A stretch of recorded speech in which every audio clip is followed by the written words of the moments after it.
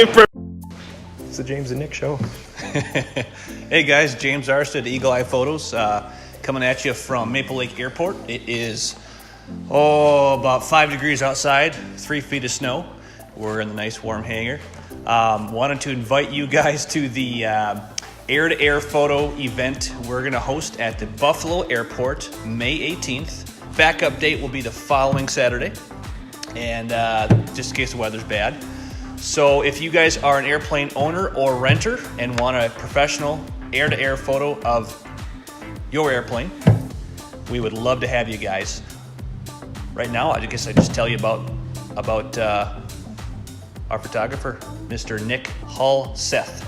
If you want, No D on the end. Go and maybe give the viewers a little bio on yourself. I like long walks at the beach. I'm 45 years old.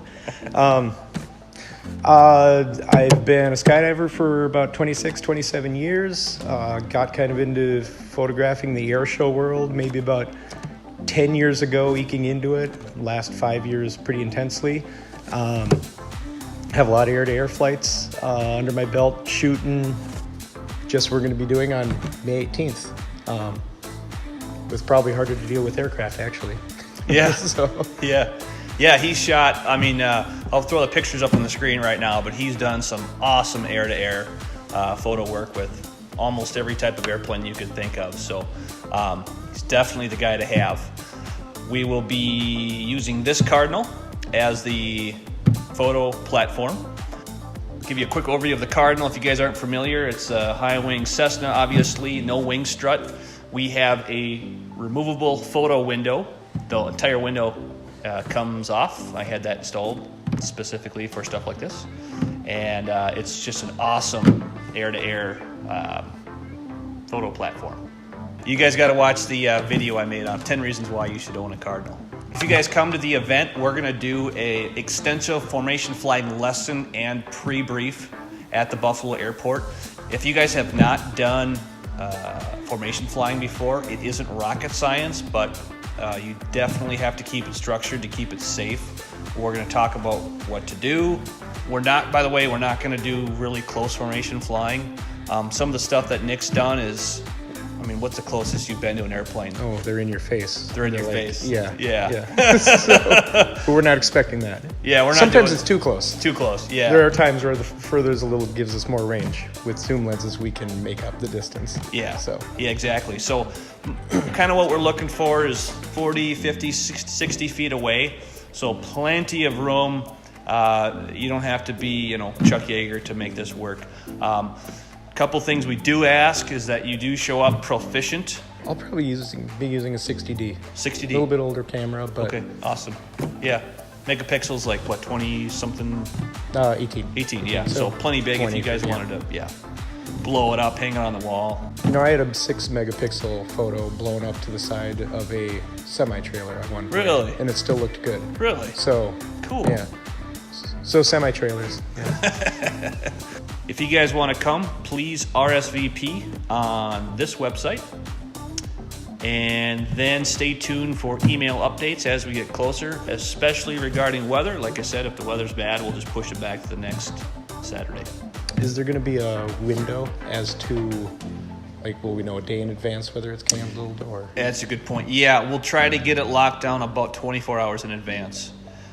So you can make plans for other things if we have to cancel that Saturday. Yeah. Even if you don't come get photos of your airplane, you should show up because, pilots like to hang out, talk airplanes. We'll have coffee and donuts for sure. Yeah. And then you're probably going to go, maybe I would like a photo of my airplane. Yeah. Thinking so. Yeah. So you've done formation flying or photo flights with all sorts of pilots. And what are some things that you've seen that makes a photo flight go bad or makes your job frustrating to get a good photo of their airplane? One thing that can make it frustrating, and I don't really foresee this as a problem, but kind of what we touched on earlier, how close people fly. A lot of the airshow pilots and that I've worked with before, they really, and with all due respect, and as they should, really pride themselves on being able to fly good and close up to the photo ship so you can take your finger and touch their spinner. But if you're not shooting a 5mm lens, you can't get it, and even when you do, then the door is in the frame and everything. So that's where I kind of say a lot of pilots I've flown with before pride themselves, and they're just jamming the propeller right in your face, and it's impressive. And actually, it can be spooky. I actually had one of the guys on our jump team went with me on a photo flight once with the Sky Typers, so it was 6 T6s. Okay. And when we got done with that photo flight, the skydiver who was in the airplane with me said, that was way more intense than any skydive that I've been on before. Really? Yeah, so I thought that was interesting.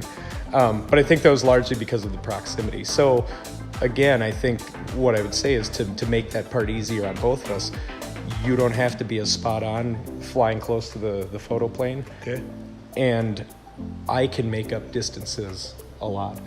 Now, when you say make up distances, mostly with different lenses you're going to use? Yeah. Okay. Yep. I mean, so a little more relaxed. And actually, if you have someone that's flying more consistently, then I can make the adjustments rather than, you'll grab the other camera with the longer lens and they'll zoom up to the door. And, Sure. Everything's kind of mismatched, which actually plays into another part that can kind of make photo flights go wrong. And this is kind of obvious, but it's not sticking to a plan. Okay. To a degree. We can probably decide there. Sometimes I've been a fan of flying a big circle because then you get the sun from all angles, especially if it's lower in the day. Because, you always want to shoot with the sun to your back, but sometimes at dusk or, in the morning, some of that kind of backlit thing can kind of be cool. Yeah. So it's kind of nice to get all angles, and if nothing else, it's fun to do one big circle and figure out what's working best that day. Yeah. But it helps if you've got a faster airplane that you're shooting, something that's faster than, doesn't like to fly slow. We always put them on the outside of the turn.